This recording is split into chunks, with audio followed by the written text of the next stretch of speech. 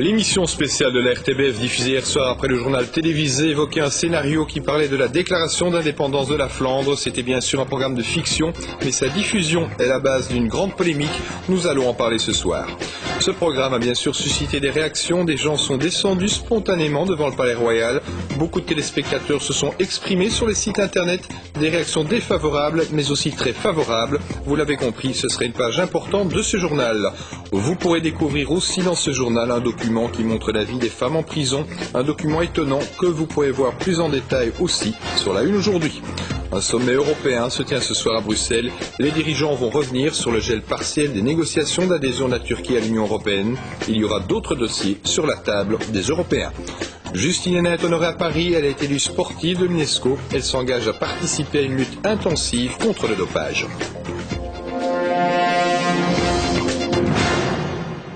Bonsoir à tous. Fallait-il faire ou ne pas faire l'émission très spéciale qui a été diffusée hier soir après le journal télévisé dont l'enjeu était les conséquences possibles de l'indépendance jusqu'à présent fictive de la Flandre? Cette question, elle est sur toutes les lèvres depuis hier soir. Il y a les pour et les contre. Nous allons bien sûr tout au long de ce journal télévisé évoquer tous les aspects et toutes les questions que l'on peut se poser après l'émission spéciale d'hier. Rappel de ce qui s'est passé, Christophe de Borcieux.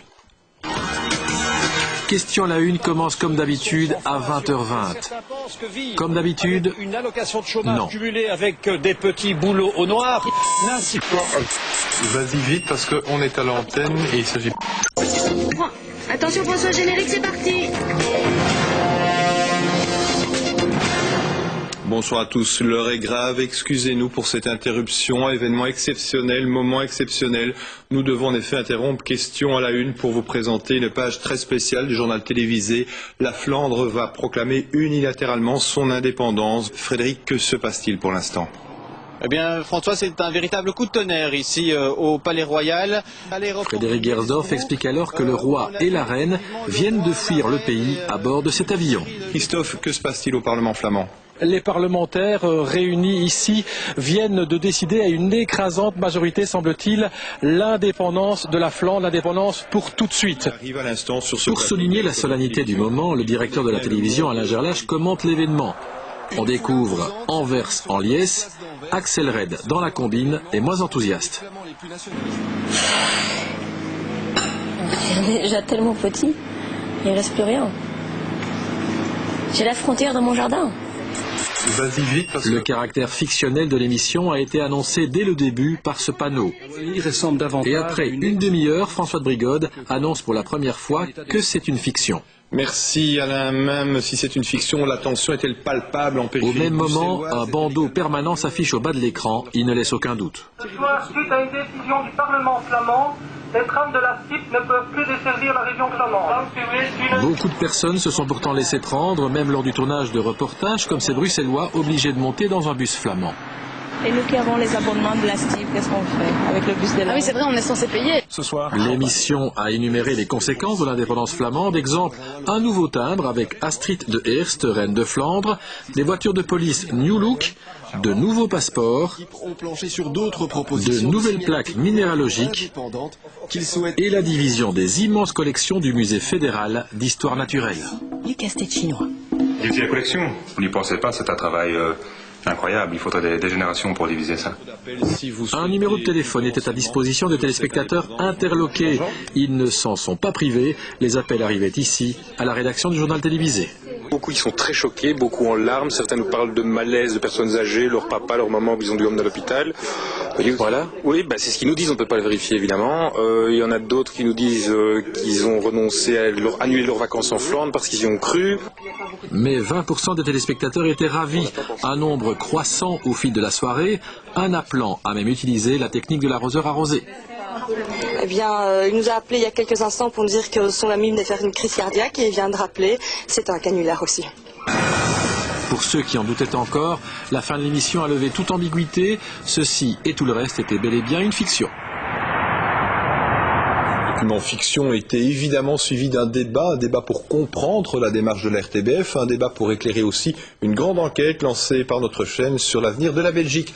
Olivier Marois avait sur son plateau des Flamands, des Wallons et des Bruxellois, un résumé signé Esmeralda Laby. Un débat indispensable. Au départ, une enquête auprès de 13 000 personnes.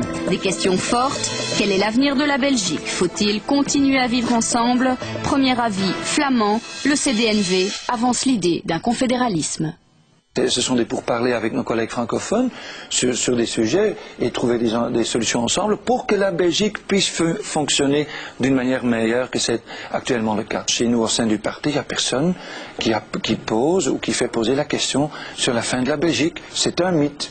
Dans la population, on est quand même imprégné par tous les partis politiques flamands que l'idée d'une Flandre autonome ou d'une Flandre indépendante, ça court. Qu'en pense-t-on côté francophone? Notre avenir, c'est évidemment l'Europe. Il y a 1000 ans Pas la Belgique. Il y a 1000 ans d'ici. Pas la Belgique. Il y a 1000 ans. Il y a 1000 ans d'ici. Il répondra pas. Pas la Belgique, je ne dirai pas. Attendez, il y a 1000 ans d'ici, il n'y avait pas de Belgique.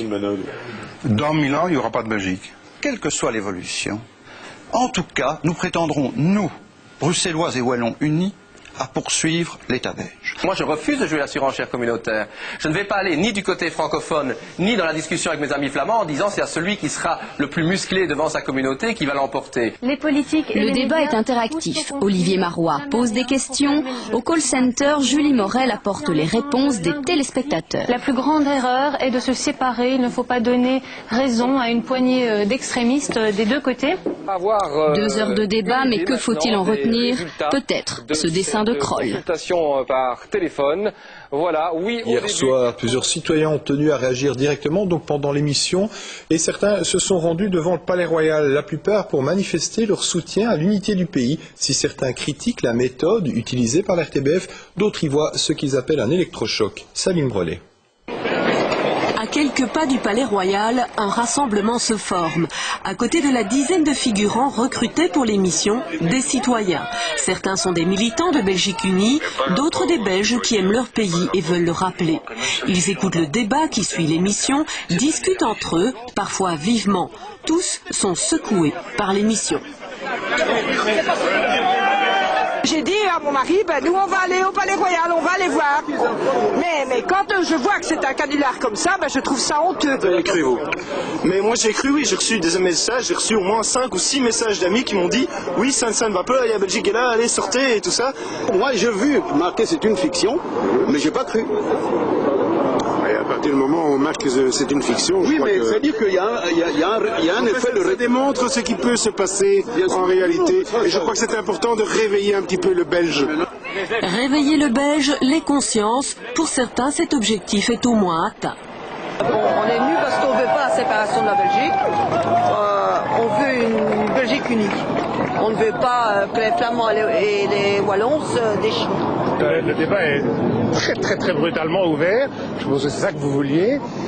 Et c'est une arme à double tranchant, mais qui peut être très utile, parce que c'est vrai que beaucoup de gens ne se rendent pas compte où en est le débat dans la classe politique par rapport au commun des mortels. Des avis que ne partage pas la poignée de nationalistes flamands rassemblés devant le Parlement.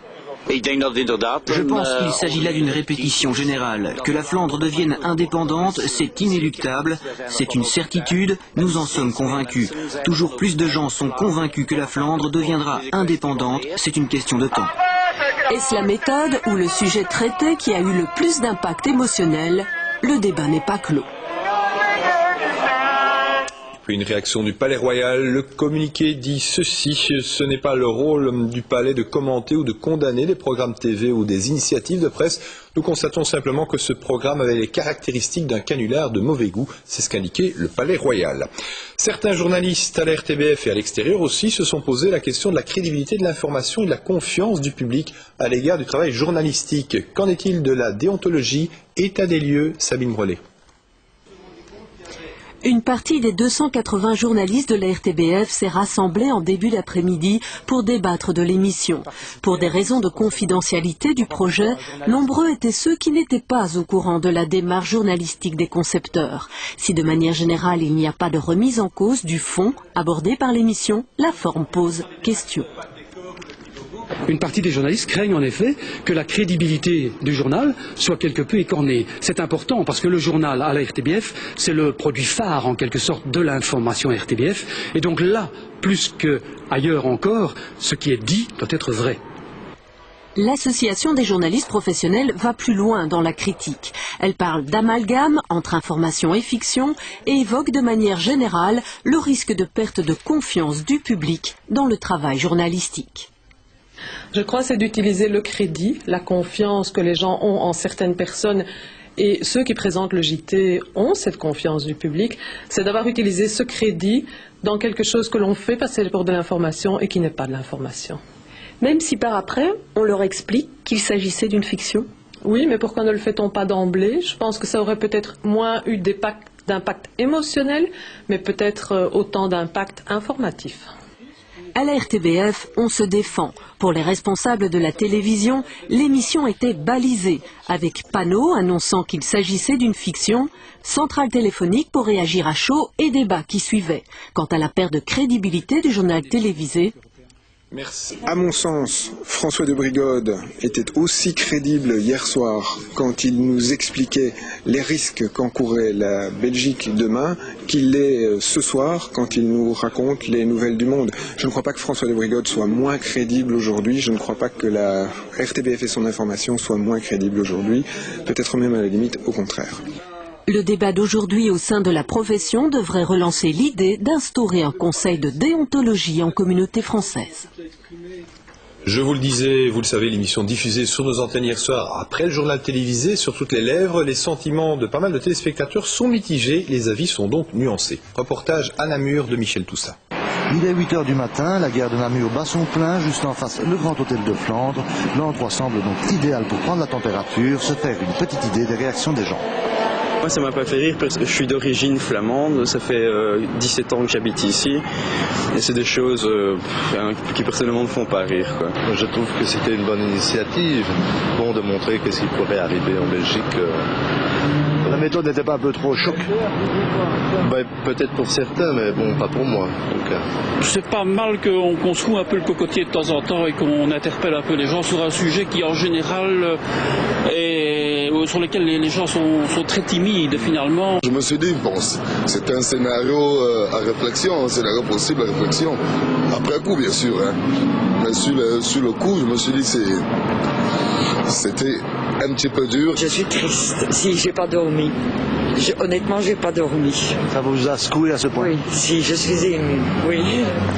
Et puis quelques personnes ont vaguement entendu parler de séparation et y croient encore. Je trouve ça ridicule. Enfin, notre devise, c'est l'union fait la force. Là, c'est divisé, donc... Et quand nous annonçons à cette dame que tout cela n'est que fiction... Ah oui, c'est génial. Ce matin, vous pensiez que la Belgique était divisée en deux? Bah oui. Mais ça ne vous faisait rien du tout? Bah si, attendez. Quand même un peu, mais si, voilà. Ça nous a fait peur quand même. Enfin, bien entendu, il y a ceux qui étaient branchés ailleurs. Vous n'avez pas vu? J'ai regardé un match de football. Alors, c'était quel match? Juste Waregem à Jacques Amsterdam. Des Flamands? Ben oui, alors j'ai préféré ça. Voilà. Il faut le reconnaître, l'émission a créé une certaine émotion. Les téléspectateurs ont manifesté dans un premier temps leur colère. Et puis l'émotion s'est transformée en réflexion. L'émission d'hier est au centre de pas mal de forums sur Internet. Qu'est-ce qui s'y dit? Reportage Waouh Fayoumi. Les sites internet et autres forums ont été pris d'assaut depuis l'émission spéciale hier. Beaucoup de responsables de ces sites en ont été les premiers étonnés. Sur le site de la Libre Belgique, des centaines de mails ont été envoyés. Nous sommes à la rédaction du Soir. L'effet RTBF s'y est aussi fait ressentir.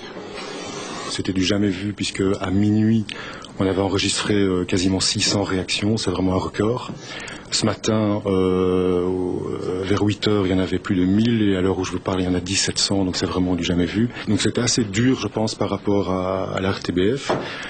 En revanche, ce matin, on sentait des gens qui disaient mais oui, finalement, il faut qu'on regarde la réalité en face, peut-être que ça était l'électrochoc qu'il fallait. Une discussion par Internet avec Bénédicte Vasse, journaliste au Soir, a aussi été organisée. Plus de 170 réponses en 1 heure, record absolu. Aussi sur la toile, une pétition de soutien à la RTBF, qui a recueilli plus de 1500 signatures en 2 heures. Le débat suscite donc de l'émotion et cela se lit. Le service de médiation de la RTBF a aussi été assailli. Beaucoup de plaintes hier soir, mais au cours de la journée, les avis changent. On constate un renversement de la tendance depuis ce matin, où finalement pas mal de téléspectateurs ont réalisé et compris les enjeux qu'il y avait derrière ce type de programme et apprécient l'initiative et la saluent. Certains téléspectateurs ne se contentent pas d'avis positifs ou négatifs, mais continuent le débat. Peut-être est-ce là l'effet le plus intéressant. Initiative courageuse et opportune, c'est ce qu'a déclaré l'Union wallonne des entreprises. Les patrons wallons déclarent que la RTBF a pris des risques pour interpeller la collectivité sur le thème essentiel de l'avenir du pays. Éric Dompe, le président de l'Union wallonne, a plutôt apprécié l'émission d'hier soir. Il a expliqué Éric Béver. Je pense que ce qui s'est passé hier était courageux, salutaire, essentiel. Et ce que je trouve surréaliste, c'est qu'on s'en scandalise. En fait, vous vous rendez compte qu'on se scandalise d'une fiction et que dans quelques mois, nous allons devoir aborder les thèmes essentiels qui sont tout simplement l'avenir du pays à l'occasion des prochaines élections. Et donc je crois qu'il ne faut pas se tromper de cible, il ne faut pas s'attaquer à l'RTBF qui permet à la collectivité de se réapproprier son avenir. Il faut au contraire surfer sur cet élan d'optimisme. Je trouve que finalement on s'est tous réveillés belges ce matin. Et l'émission d'hier a eu un retentissement international. Les journalistes au pays confondus ont voulu en savoir plus. La direction de l'RTBF et ceux qui ont assuré l'émission d'hier ont tenu une conférence de presse en toute fin d'après-midi. Luciano Arcangeli.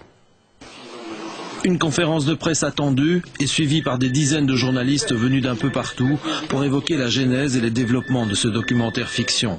L'administrateur général mène le bal, les journalistes posent toutes les questions aux auteurs, chacun a son opinion, le débat est lancé. Je crois que nous sommes dans des fonctions qui sont des fonctions où la prise de risque et de responsabilité font partie de notre métier.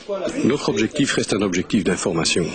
C'est d'essayer auprès d'un public le plus large possible de faire passer une information et d'expliquer ce que peut être la réalité institutionnelle d'un pays par rapport à certains slogans politiques qui sont prononcés de part et d'autre de la frontière linguistique. La presse internationale est présente, Russes, Canadiens, Français et d'autres. La RTBF est au centre d'une affaire qui suscite l'attention. Y avait-il une volonté de réaliser un coup médiatique? La question est posée. Nous n'avons pas cherché à faire un coup, nous n'avons pas cherché à décrocher la une dans les journaux étrangers.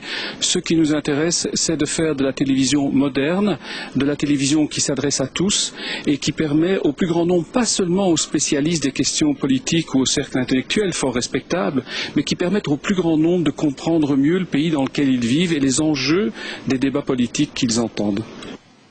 Cet après-midi, l'équipe éditoriale et les acteurs de cet événement ont répondu sereinement et justifié leur position. Voilà, je vous le disais en ouverture de ce journal, fallait-il ou ne fallait-il pas faire cette émission? On va en parler avec les deux invités, Jean-Paul Philippot, administrateur général de la RTBF, et Yves Tirant, directeur de l'information et de l'éthique. Jean-Paul Philippot, vous répondez quoi à ceux qui disent que l'émission de fiction, donc hier après le journal télévisé, consacrée au séparatisme, était une erreur, que c'était une émission à ne pas faire?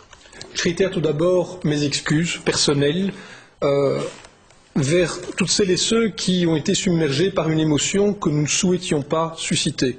L'objectif de ce docu-fiction, c'était de poser la question non pas du débat d'aujourd'hui, de l'histoire du pays, mais de ce qui pourrait se passer demain. On est dans la fiction. Mais se dire, que se passe-t-il le lendemain de décisions dont on parle librement dans les cercles politiques, intellectuels, dans certains cercles économiques, je pense que c'était un travail que nous devions faire. Nous ne souhaitions pas jouer sur la corde de l'émotion, nous ne souhaitions pas jouer sur des réactions qui étaient trop impulsives. Si certains ou certaines l'ont vécu dans leur chair de façon très intense, je représente à nouveau mes excuses. Ce n'était pas l'objectif. Le vrai débat, celui qu'on voulait poser, c'est « et demain ?» L'avenir de la Belgique. Yves Tirant, les critiques disent aussi qu'à la fois sur son fond et sur sa forme, eh bien, cette émission, elle décrédibilise l'information de l'RTBF. Alors franchement François, est-ce que vous vous trouvez moins crédible aujourd'hui à cette heure-ci qu'hier à la même heure? Je vais vous dire, moi je ne trouve pas. Ce que je crois surtout aussi, c'est que l'information de la RTBF ne doit pas nécessairement être lisse, qu'elle peut parfois secouer, si c'est pour la bonne cause, qu'elle doit même, c'est dans notre contrat de gestion, être interpellante, et c'est ça que nous avons voulu faire. Yves, une précision quand même, certains journalistes de la RTBF, dont certains membres de la hiérarchie, parmi ces journalistes, n'ont pas du tout été d'accord avec cette émission, n'étaient pas d'accord d'y participer. Bien sûr. Alors bon, je pourrais vous dire que parmi les 288 journalistes de la RTBF, on est rarement tous d'accord sur quelque chose que ce soit. Mais ce que je crois surtout, c'est que la déontologie n'est pas une science exacte. Et ces débats, ils ont tout leur intérêt, ils ont toute leur importance. On va les avoir, comme on a une vraie culture du débat entre journalistes chez nous, et c'est l'occasion d'en avoir un nouveau encore. Merci, on va évidemment poursuivre le débat avec vous deux dans quelques instants. L'événement a fait la une de la presse écrite ce matin. 3 types de commentaires, ceux qui sont contre, ceux qui sont plutôt mitigés et ceux qui ont apprécié. Luciano Arcangeli. Le documentaire fiction de la RTBF à la une de toute la presse quotidienne, francophone ou néerlandophone, avec des commentaires souvent forts et très partagés. Au nord du pays, Het Laatste Nieuws titre la RTBF sème la panique.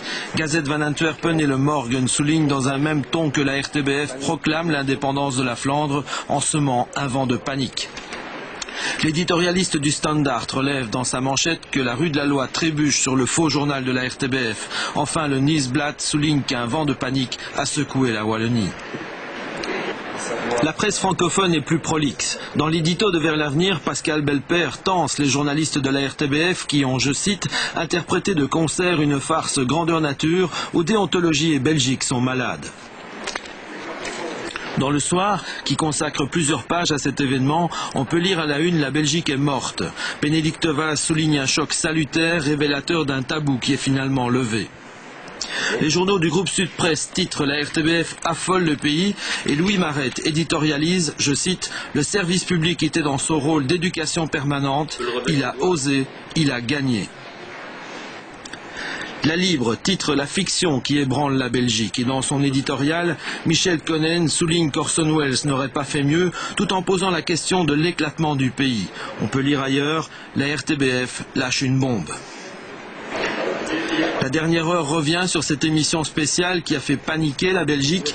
Irresponsable et inacceptable, les journalistes de la dernière heure évoquent un scandale total en rappelant qu'Orson Welles avait déjà fait le coup en 1938. La presse s'est emparée de ce document fiction qui fera encore couler beaucoup d'encre dès demain. Le Premier ministre Guy Verhofstadt a réagi de manière très vive. Pour Guy Verhofstadt, je cite, il est irresponsable pour une chaîne publique de télévision de diffuser une telle émission. Et aujourd'hui à la Chambre, les députés ne parlaient que de l'émission d'hier soir, à de rares exceptions près, de façon très critique. Joanne Monté. Tout le monde en parle, ça ce n'est pas une fiction. Il y a même des députés qui se repassent en boucle les extraits de l'émission. Certains ont accepté de figurer dans ce programme, mais prennent aujourd'hui leur distance. Je ne connaissais pas l'amplitude de cette affaire-là. Non. Il vous avait pas expliqué. Vous avez été interviewé 2 mois. Il y a 2 mois à peu près. Je pensais que c'était un reportage, mais certainement pas qu'il y avait donc un faux JT. Je n'étais vraiment pas au courant.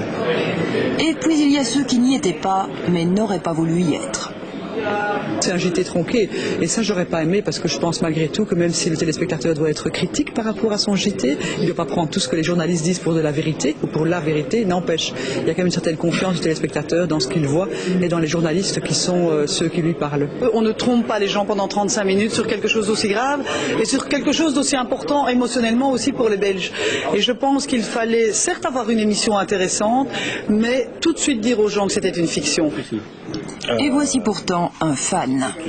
Donc pour moi, c'était intéressant de faire le débat sur une réforme d'État qui est demandée du côté flamand et que je sais qui est rejetée par les francophones. Mais pas de cette façon pour le ministre de l'Intérieur. C'est un service public. Il y a donc les journaux qui tout de même ont une crédibilité. Il y a des journalistes qui ont tout de même leur déontologie. Et surtout cette crédibilité, je crois, elle est mise aujourd'hui à l'épreuve. Et déjà ce matin au 16 rue de la Loi, c'était l'émoi. Juste une petite réaction. Faire participer le Belang à ce genre d'émission en négociant avec ce parti d'extrême droite, c'est une façon de rompre en plus le cordon sanitaire. Donc tout était faux, il y a maintenant des responsabilités à assumer. Pour ce qui me concerne, je dis clairement que là, il y a une faute au niveau de la RTBF. Qui doit être assumée ? Mais j'étais heureuse d'entendre ce matin que M. Philippot ait présenté ses excuses. Je crois que c'était important. L'union fait la force, c'est écrit au Parlement. L'information fiction fait-elle la faiblesse? Il faudra plus de temps de parole pour débattre de cela que pour une question parlementaire. Autre réaction négative, celle du ministre-président du gouvernement flamand. Yves Le Terme a refusé de participer à cette émission. Pour lui, dit-il, il s'agit d'une caricature qui va encore rendre plus difficile le débat communautaire. Je vous propose de l'écouter. Si vous voulez lancer un débat, vous devez le faire d'une façon très honnête et correcte. Et surtout, représenter les différents points de vue avec honnêteté et correction. Mais ici, on a fait une caricature. On a dépeint la Flandre comme une bande d'extrémistes. Et ça ne va pas. C'est très mauvais. Vous étiez au courant de cette émission? J'étais au courant. On m'a appelé à 2 reprises pour me demander d'y participer. J'ai toujours refusé. Et je suis très content aujourd'hui d'avoir dit non. Au gouvernement wallon, il a aussi été longuement question du docu-fiction. Les ministres wallons se sont dit scandalisés par la forme qu'a pris l'émission. Daniel Welter. Conférence de presse pour le moins improvisée au gouvernement wallon ce midi. Il devait être question de marché public, de simplification administrative. Tout tournera autour du docu-fiction. Mais il y a quand même un spectacle, est-ce qu'on peut pas prendre un peu de recul? Et est-ce qu'on ne doit pas, au moment où c'est une fiction, avoir l'honnêteté, la déontologie, l'éthique, de dire que c'est une fiction?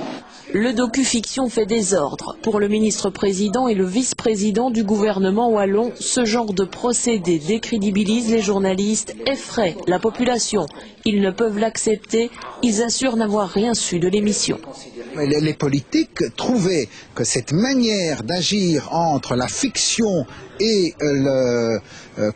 l'information était quelque chose d'inacceptable. Et les sujets, chacun prend la liberté et la responsabilité d'utiliser un sujet.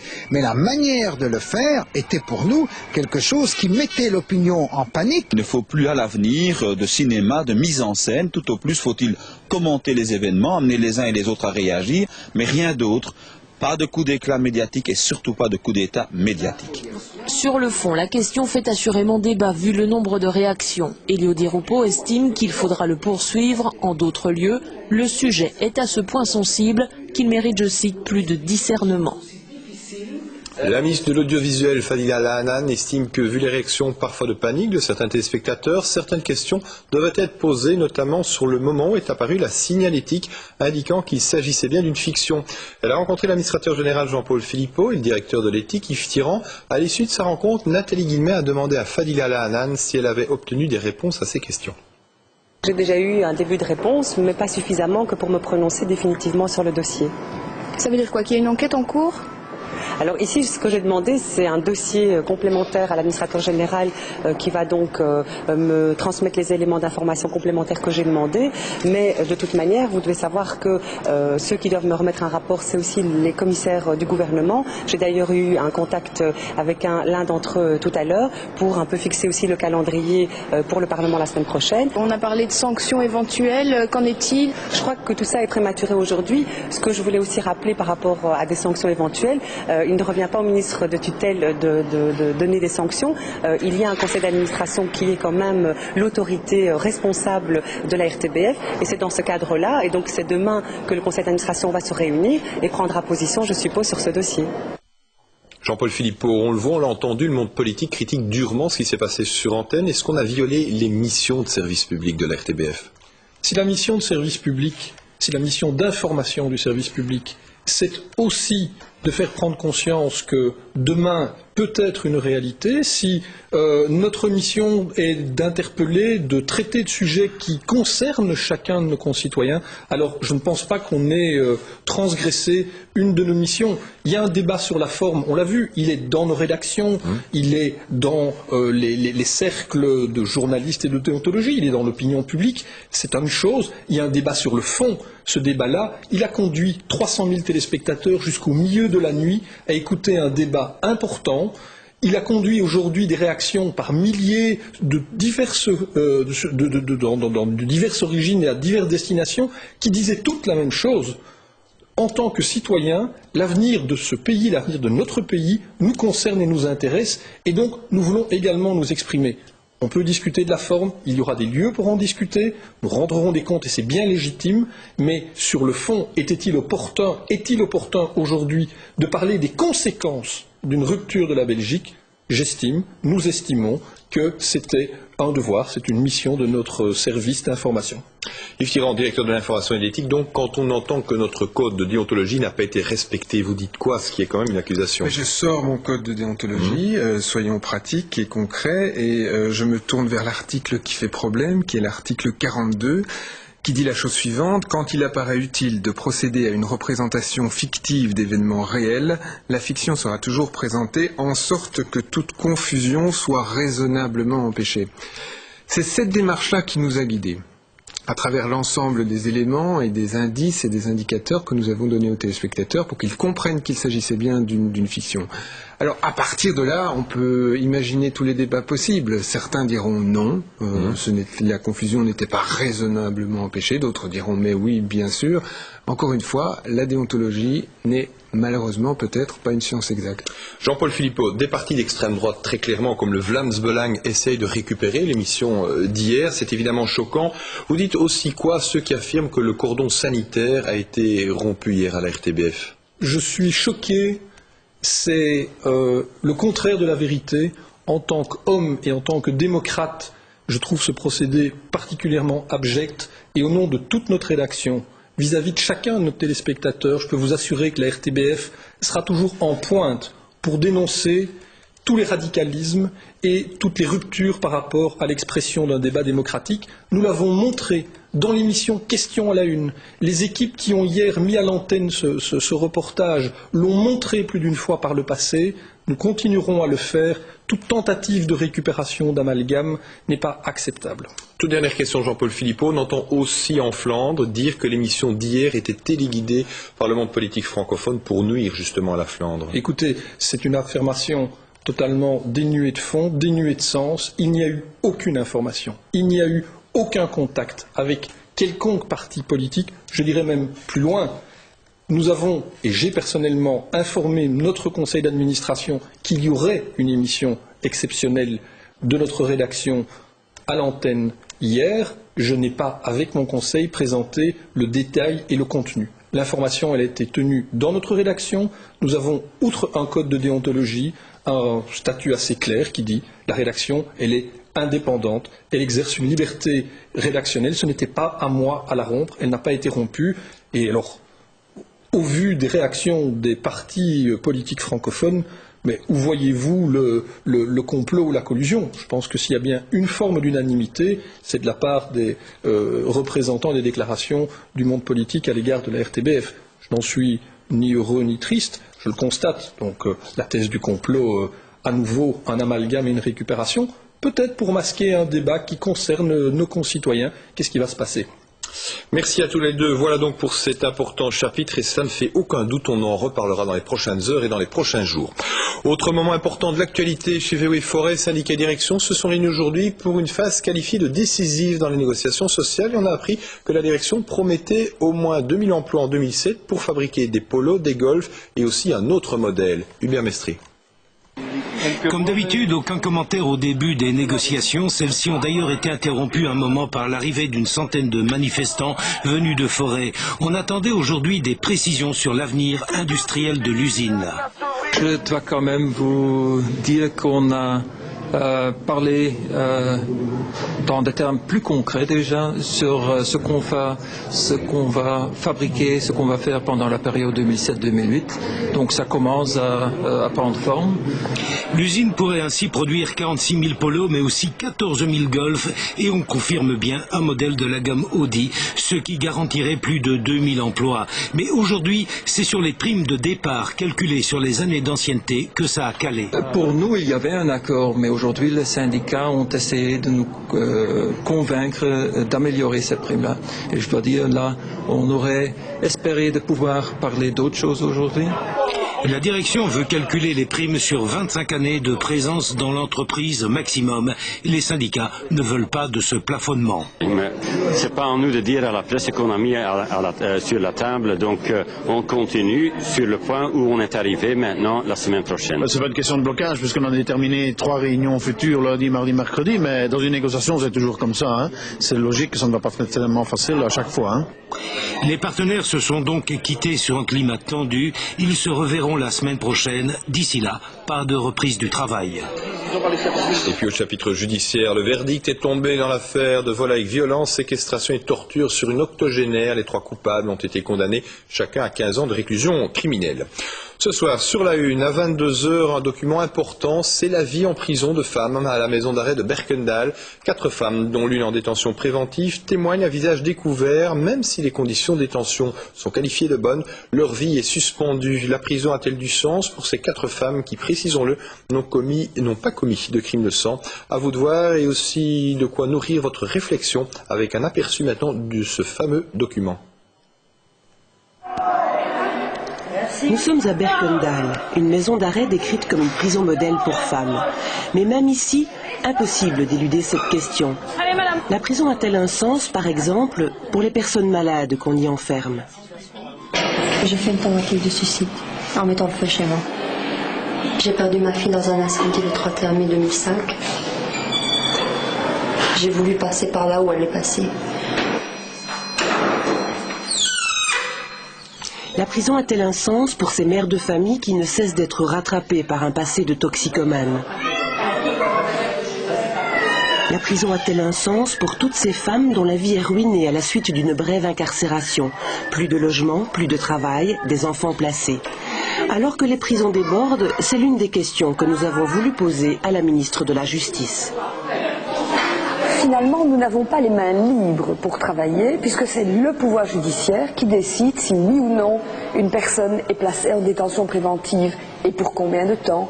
C'est le pouvoir judiciaire qui décide de la peine. Mais d'autre part, vous avez raison, très souvent au Parlement, en même temps, on a envie qu'il y ait un autre univers que l'univers de la prison, mais en même temps, il y a une urgence sécuritaire qui se fait de plus en plus présente dans les rangs des parlements.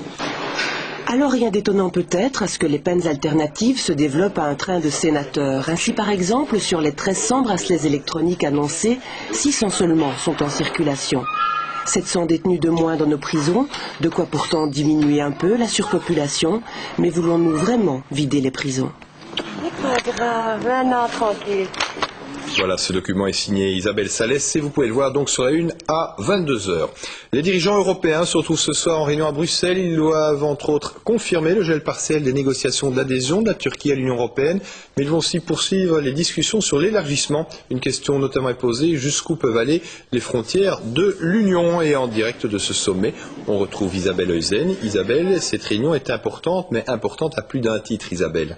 Oui, importante certainement, parce que ce que vont faire ce soir les chefs d'État et de gouvernement, c'est de faire le point sur cette fameuse question de l'élargissement. On le sait, dans 2 semaines, la Roumanie et la Bulgarie rejoignent l'Union européenne et d'autres pays frappent déjà à la porte, comme la Croatie qui avance très bien dans son processus de négociation d'adhésion. Mais peut-on continuer à élargir ainsi sans modifier le fonctionnement même de l'Union européenne? Le problème aujourd'hui, c'est que l'Union européenne fonctionne sur la base de l'unanimité. Et l'unanimité à 25, c'est déjà très difficile. Alors à 27, c'est devenu quasiment impossible. Et imaginez quand ils seront encore plus nombreux autour de la table. Alors beaucoup, dont le Premier ministre belge, Guy Verhofstadt, plaident pour l'abolition de cette règle de l'unanimité. Mais certains y tiennent beaucoup, comme l'Allemagne par exemple. Alors ce que je peux vous dire, c'est que ce soir, on va certainement beaucoup discuter. Mais pour des décisions, il faudra certainement attendre au moins l'année prochaine. Merci Isabelle. Et les dirigeants européens discuteront aussi ce soir de l'immigration. Et justement à ce propos, la Libye est le passage choisi par des milliers de clandestins qui veulent aller en Europe ou s'installer dans un pays qui est riche en pétrole. Bordée par la Méditerranée, sur près de 2000 km, la Libye a de nombreuses frontières aux confins du désert avec des pays du Sahel. Reportage Philippe Lamère, Michel Rousseret. Au centre de Tripoli, le long d'une voie rapide, chaque matin, des dizaines de clandestins proposent leurs services. Ils attendent que l'on vienne les chercher pour une journée de travail. Parmi ces migrants, une large majorité d'Égyptiens. Comme nous ne sommes pas accompagnés par un officiel libyen, il se laisse filmer et interviewer. What's your job? Any worker. Un peu plus loin, des clandestins venus d'Afrique noire. Ils sont peu loquaces, leur situation est encore plus précaire que celle des immigrés arabes. Quel est ton pays? Niger. Du Niger? Tu cherches du travail ici? C'est difficile? Un peu? Ici, chacun a sa spécialité et ses outils. Pour 8 heures de travail, un ouvrier peut espérer gagner 15 €, un salaire correct en Libye. Dès qu'une camionnette s'arrête, on commence à discuter et à marchander. Les autorités libyennes ferment les yeux sur ce trafic. C'est un aspect très positif parce que ça garde, disons, le prix de certains services à un niveau assez bas. Les petits métiers sont surtout faits par des étrangers parce que, évidemment, le niveau de vie des Libyens est assez élevé et donc, comme dans tout le monde, quand il y a un certain niveau de vie économique, la population ne s'engage pas dans certaines choses. Le pays compte 5,5 millions de Libyens et 1,5 million d'étrangers, dont la moitié sont des illégaux. Ils sont confinés à des tâches ingrates, comme dans ce marché aux poissons, mais on les retrouve partout, surtout dans des petits boulots. Depuis quelques mois, le nombre de clandestins ne cesse d'augmenter, un problème difficile à gérer pour les autorités libyennes. Ainsi, Mouammar Kadhafi a reconnu que son pays était incapable de contrôler ses frontières et il a même ajouté que toutes les forces de l'OTAN n'y parviendraient pas. Impossible en effet de fermer les frontières du désert ou de grillager 2000 km de rivage. La solution est ailleurs, elle passe par le développement des pays d'origine des illégaux, car c'est la misère qui les pousse à quitter leur village qu'ils espèrent retrouver un jour. Si j'ai trouvé quelque chose, je vais retourner dans mon pays. Dans quel pays? Oui. Au Niger. C'est plus beau au Niger? C'est plus beau. Plus beau. C'est plus beau qu'ici, qu'à Libye. Et puis aux Nations Unies, le Sud-Coréen Ban Ki-moon a prêté serment en tant que 8e secrétaire général de l'ONU. Il succède à ce poste à Kofi Annan. Le nouveau secrétaire a affirmé qu'il était discret, mais que cela ne signifiait pas qu'il manquait d'autorité. En Italie, 8 jours après le Sénat italien, la Chambre des députés a décidé à son tour de recompter 4 millions de bulletins de vote des élections législatives d'avril dernier, remportés de justesse par le centre-gauche. En France, c'est l'épilogue d'une des énigmes judiciaires les plus célèbres de France, l'affaire Seznec, du nom de ce commerçant de Morlaix, condamné en 1924 pour meurtre, mais gracié après 20 ans de bagne. Guillaume Seznec est mort en 1954, son petit-fils demandait sa réhabilitation, une réhabilitation refusée aujourd'hui par la Cour de cassation. Bernard Leplat. Le 25 mai 1923, Guillaume Seznec et son ami Pierre Kemner quittent Rennes pour Paris pour négocier un contrat de vente de voitures. Seznec rentre seul sur un faisceau de présomption. Il est accusé du meurtre de son ami. Il clame son innocence, mais il est condamné aux travaux forcés à perpétuité. Il passera 20 ans de sa vie au bagne de Cayenne. En 1946, il est gracié par le général de Gaulle, mais meurt accidentellement 8 ans plus tard. La famille, son petit-fils Denis en particulier, se bat pour le réhabiliter. Il est épaulé par un comité de soutien. Des demandes de révision sont déposées par les ministres de la Justice. Mais aujourd'hui, 83 ans après les faits, la Cour de cassation a tranché. La justice refuse d'annuler la condamnation. Il n'y aura donc pas de réhabilitation. Un tel geste aurait sans doute entraîné une vague de requêtes similaires. Mais pour la famille, l'échec est cuisant. En Grande-Bretagne, les princes William et Harry espèrent que les conclusions de l'enquête de Scotland Yard, qui sont tombées aujourd'hui sur la mort de leur mère, la princesse Diana, mettront définitivement un terme aux spéculations. Selon ces conclusions, elle est décédée d'un tragique accident et non d'un complot. Gérald Allenberg. Que s'est-il passé exactement dans le tunnel du pont de l'Alma à Paris? C'est ce que devait déterminer Lord Stevens, ex-patron de Scotland Yard, la police britannique. Nos conclusions montrent qu'il n'y a pas de preuves actuellement d'un quelconque complot meurtrier contre les occupants de cette voiture. C'était un accident tragique. Après 3 ans d'enquête, la thèse du complot est donc écartée. De nombreux Anglais pensaient que l'on avait peut-être tué Diana. On évoquait des fiançailles avec le milliardaire égyptien Dodi Al-Fayed. Certains pensaient qu'elle était enceinte. L'enquête a écarté ces hypothèses au désespoir du père de Dodi Al-Fayed. Lord Stevens Lord Stevens a gaspillé beaucoup de temps. Beaucoup de mon temps durant ces 3 ans. Il m'a trompé, il a mis ses bras autour de mes épaules et m'a dit « Je suis un père aussi, je comprends votre peine. Je comprends ce qui se passe en vous. Je retournerai jusqu'à la moindre pierre pour trouver la vérité. » Il m'a trompé, j'ai cru en lui. Le duc d'Édimbourg, mari de la reine d'Angleterre, a été entendu.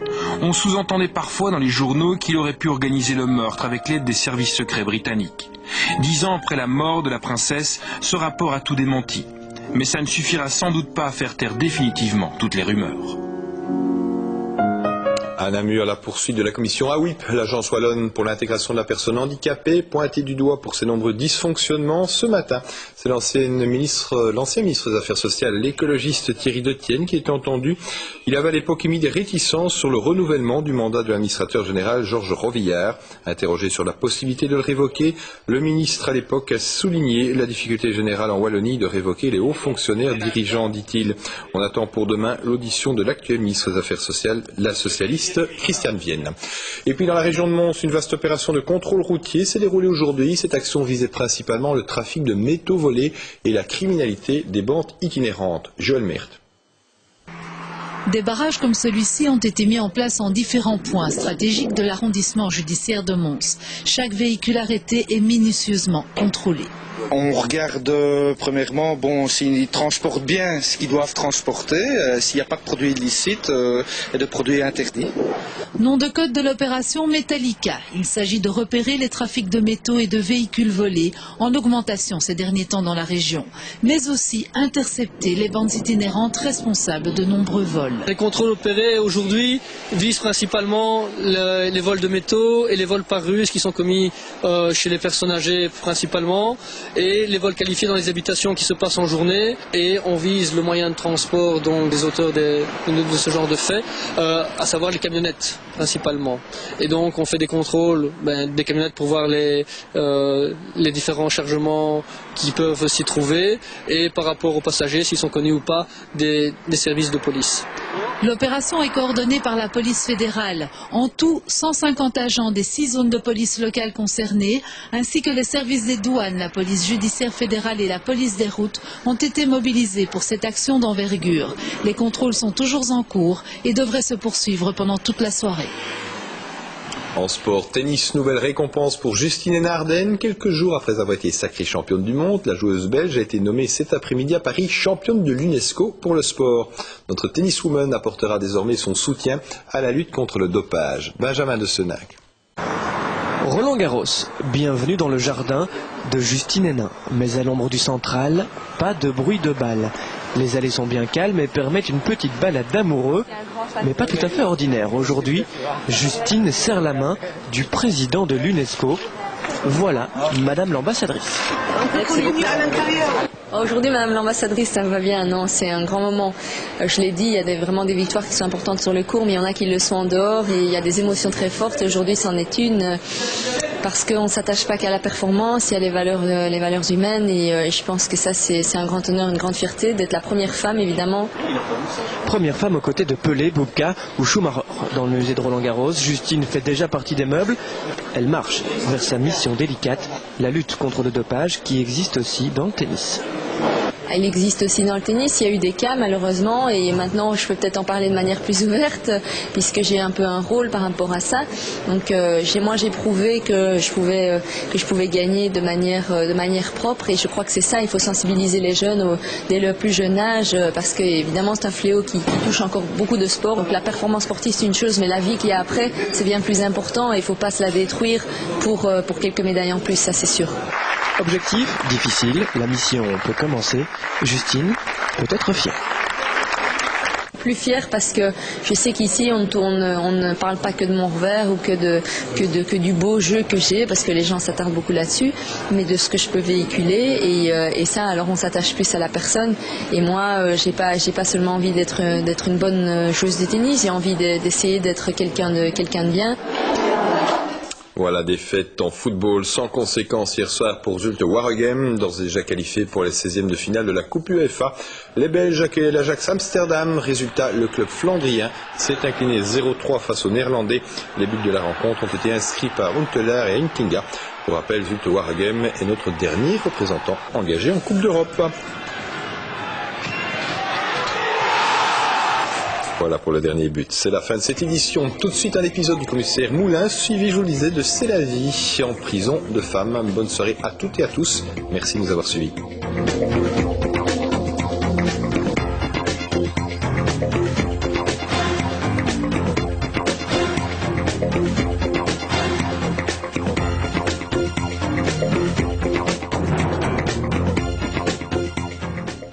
Voici un avis de disparition.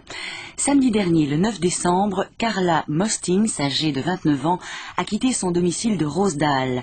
Encore aperçue vers 23 heures dans le centre de Lemik, elle n'a plus donné signe de vie depuis. Carla Mostings est de corpulence mince pour 1m64. Ses cheveux châtain foncé lui arrivent à hauteur d'épaule. Elle est probablement vêtue d'un jeans bleu, d'un pull foncé, d'une veste beige et chaussée de souliers bruns. Afin de rassurer ses proches, il est demandé à Carla Mostings de se manifester. Si vous avez vu cette jeune femme ou si vous connaissez l'endroit où elle se trouve, veuillez prendre contact avec les enquêteurs via le 0800 91 119 ou par courriel avisderecherche@police.be.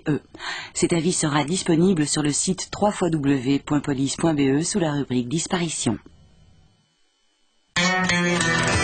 Pub.